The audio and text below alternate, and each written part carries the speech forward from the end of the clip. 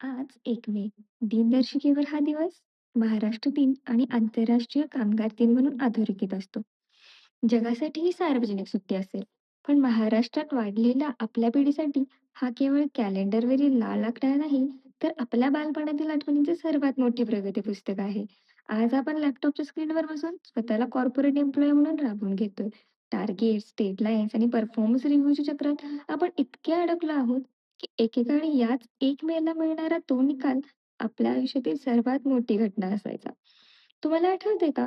कडक उन्हाळ्याच्या झळा लागत असतानाही त्या दिवशी सकाळी लवकर उठून आवर्जून शाळेचा युनिफॉर्म घालणं, आई-बाबांचा हात धरून किंवा मित्रांच्या घोळक्यात सायकलवर टांग मारून शाळेकडे जाणं.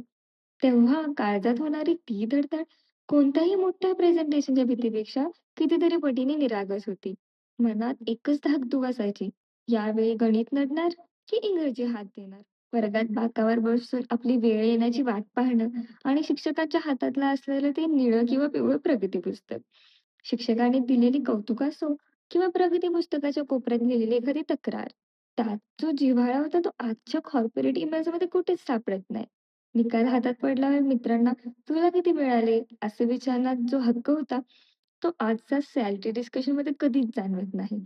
शाळेतून घरी परततानाचा तो रस्ता, निकालाच्या आनंदात वाटेत खाल्लेला तो बर्फाचा गोळा आणि घरी गेल्यावर आईने कौतुकाने दिलेला एखादा गोड पदार्थ.